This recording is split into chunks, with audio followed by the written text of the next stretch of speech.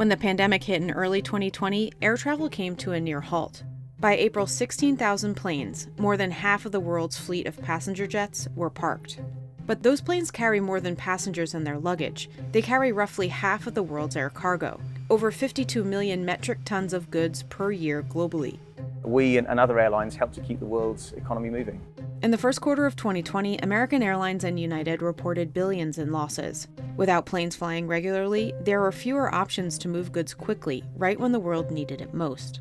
And cargo, which is typically only a small percentage of an airline's revenue, became a lifeline for carriers desperate to make up for passengers who were under lockdown orders to stay home. Some airlines flew planes with just cargo in their bellies. Some even placed packages in passenger seats. One airline that normally flies sunseekers to the beach expanded a partnership flying packages for Amazon. We parked up our fleet on the 23rd of March in 2020, and within a week we were back up and running again. And we used our incredible fleet of 787s to establish a mini freighter fleet. Cargo's share in total airline revenue almost quadrupled between 2016 and 2021, going from 11.4% to 40.3% of total revenue. We were all moving huge volumes of PPE, vaccines, medical-related shipments, but also e-commerce. In 2021, as supply chains struggled, global air cargo volumes rose by 18.7% from the previous year. Air freight prices around the world soared and broke records as manufacturers and consumers sought to fly over problems like congested ports to get their goods on time. E-commerce giants like Amazon have shifted their supply chain approach such that there are more frequent shipments of smaller packages, which benefits air cargo over ocean container shipping.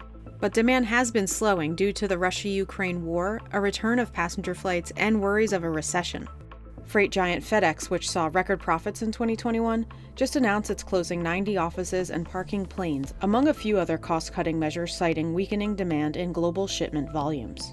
Even though the cost to ship items by air has dropped from recent peaks, they are still higher than pre-pandemic levels. If you look at where the cargo industry is today versus pre-pandemic, there's so much more momentum behind it. Boeing and Airbus, the world's two biggest plane manufacturers, announced that they will make cargo-only versions of their newest wide-body aircraft. Boeing said it expects an 80% increase in the global freighter fleet through 2041. We have businesses that are under immense pressure to deliver everything very quickly and deliver a wider variety of items, I think, than we've ever seen. And that makes air cargo very important. CNBC explores the growing business of air cargo and whether it can last. Before we talk about how this boom in air cargo happened, let's take a look at how it works. When it comes to flying goods, there are dedicated cargo companies like UPS, FedEx, and Atlas. They fly from cargo hub to cargo hub using freighters. These planes are built or converted to have special cargo doors big enough to fit large containers and other items. The floor is reinforced to handle heavier weights. Dedicated freighters make up only about 9 to 10% of the total commercial fleet around the world. So about 2,000 airplanes out of more than 25,000 commercial jets. A majority of passenger planes also move a lot of cargo in their bellies. When the passenger aircraft is filled up with passengers and baggage, and then there's some space left, so airlines will often sell that as cargo capacity. Passengers get the priority, but there's a substantial amount of capacity available for cargo. Looking around us, a lot of this cargo flew in to Philadelphia on a 787-8. Americans said about 80% of the belly capacity of that 787 will be used to carry cargo rather than passenger bags. It can hold approximately 32,000 pounds of cargo. Airlines have been hauling cargo underneath passengers for decades. The first American Airlines flight was operated by Charles Lindbergh, actually carrying mail. And we operated as a mail airline, as a cargo airline for the first 6 years of our existence, until we then began carrying passengers. American, Delta, and United fly cargo along with passengers, but there are commercial airlines that have dedicated cargo planes, like Abu Dhabi-based Etihad Airways. We operate 5 dedicated freighters. The rest for us is all belly hold, like most airlines. Commercial airline that flies long haul like we do, you can't not have the contribution from cargo. It's a very, very valuable business. You know, we're 22% up this year on last year, and last year was a record. Air cargo represents less than 1% of trade by volume, but 35% of global trade by value. Still, that amounts to over $6 trillion worth of goods per year. Shipping things by air before the pandemic was more costly than shipping things by other modes like in ocean containers. Things that have critical shipping times will travel normally in the belly of a passenger plane. And the same thing goes for domestic flights. US mail, for example, Amazon packages. Many items like food need to be kept cold. Medicine and pharmaceutical materials require constant frigid conditions and must be shipped in special temperature-controlled containers, like this one at American Airlines cold cargo storage in Philadelphia. Here we have a dedicated 2 to 8 Celsius temperature zone, a dedicated 15 to 25 temperature zone. So in these particular units, there are commodities like vaccines. We'll have Botox occasionally. But airlines also ship lots of goods you wouldn't expect. One of the most memorable shipments we've had recently was a shipment of live sharks. We moved the gorilla from Buenos Aires to Dallas a few years ago. We do a dedicated super luxury exotic car transport. And so if you've got your Lamborghini, your Bugatti or your Ferrari, you're in New York and you want to take it to Abu Dhabi for the summer holiday, we've even got a dedicated proposition on that. We probably do about 800 racehorses a year. We actually move on any given day a number of organs that are used for transplant operations. So they are prioritised by air traffic control, and that helps us to provide the organs back to hospitals as quickly as possible. The air cargo market has been on quite the up and down journey over the last 5 years. Pre-COVID and the years leading up to 2020, the air cargo market was rather anemic. If one thinks about the pre-pandemic operation, you had a flight and you covered the cost of that flight typically with passenger revenue, and then you sold the subsidiary belly hold capacity as a bit of upside revenue for cargo when yields were down where they were. When the pandemic struck, passengers stopped flying, and so did the cargo that usually flew underneath them. Because passenger revenue has gone down so much during the pandemic, that cargo revenue became more important. In March of 2020, American Airlines operated its first scheduled cargo-only flight since 1984. We were able to build a business case to actually start flying those aircraft to operate cargo missions. And so throughout the pandemic, we operated over 10,500 flights, cargo-only flights, using our wide-body aircraft just to carry cargo. Cargo yields got such to the point where airlines could generate sufficient revenue with just cargo in the flight to cover the entire cost of the operation.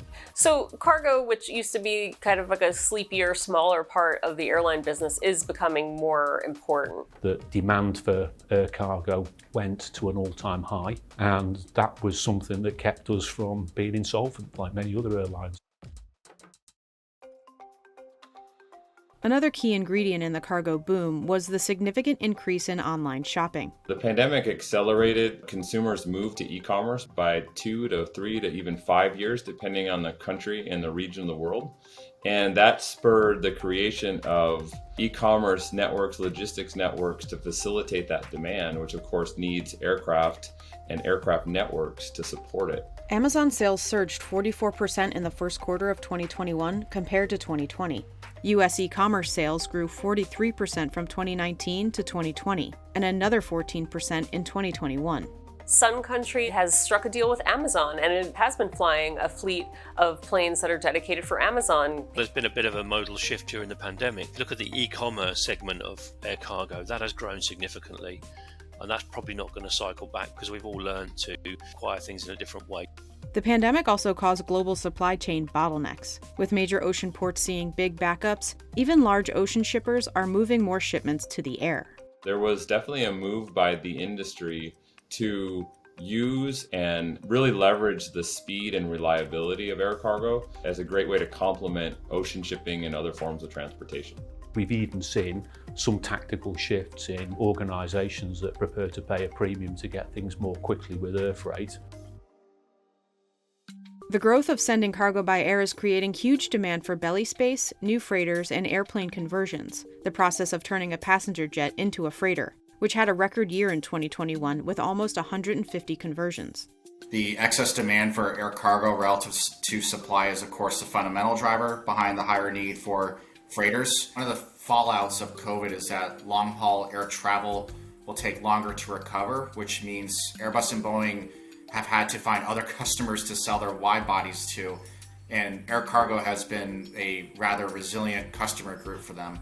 2021 was a record year for freighter sales for Boeing, and 2022 has really seen a continuation of that momentum. We've sold 777 freighters to almost 10 additional customers in this year. And I think it just reflects, again, the value of these aircraft in the current environment. And these aircraft are 20, 30-year decisions. So the confidence that our customers have in this market is really being reflected. The wait for a new freighter could take years, while conversions can be ready more quickly. Converted aircraft are also cheaper.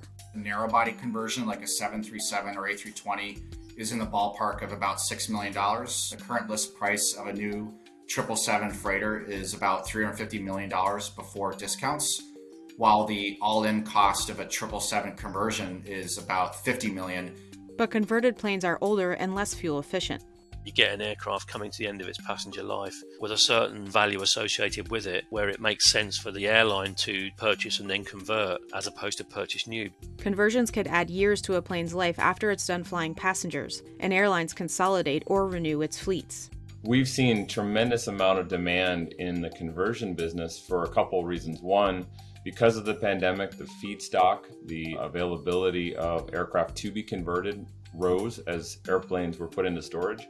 But two, with these express and e-commerce networks growing up and companies that are wanting to be the next Amazon around the world, setting up their logistics business, a 737-800 converted freighter or a 767 in some cases becomes a perfect tool to set up that initial network and start growing volume.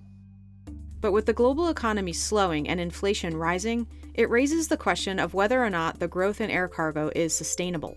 If you look at where we've been recently, where actually the demand has also softened because of the issues in China and the war, etc., then the demand has softened, but the supply is increasing. I think it's logical that yield will be starting to decline a bit, but it's still higher than it were pre-pandemic. While 2021 was a record year for conversions, we don't think we've hit the peak yet, since some programs are still ramping up. Airlines say that there is still strong demand for air cargo, and they're not really abandoning that strategy. For example, Alaska Airlines is going to be converting 2 more planes into cargo freighters that won't carry passengers.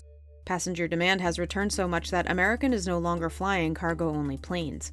But cargo revenue has largely stayed afloat. Last year we generated over $1.3 billion worth of revenue from our cargo business. This year is going to be very, very similar. To give you a sense of where that stands historically, these will be the 2 best years in our history by quite some margin. Last year for us was a record year all up. It was about $1.25 billion worth of cargo revenues. So if we continue between now and the 31st of December, logic tells us we're going to have an even better year on cargo this year. As we get into the post-COVID era, e-commerce continues to be a long-term tailwind for air cargo, especially in regional networks that have yet to be built out in other parts of the world. And moreover, there's a desire to reroute supply chains away from China to minimize geopolitical risk, which means smaller and more fragmented shipping networks and channels that air cargo is better positioned to serve over ocean container shipping. Even if some near-term softness were to occur, we're still going to see that strength continue, and it will probably overwhelm any sort of near-term concerns that we may see this winter. Prior to the pandemic, I don't think people really were aware of how important air cargo was in just allowing all of us to live the lives that we lead in terms of the food we eat, the things we use, and the things we wear. So there's definitely a new appreciation of what we do.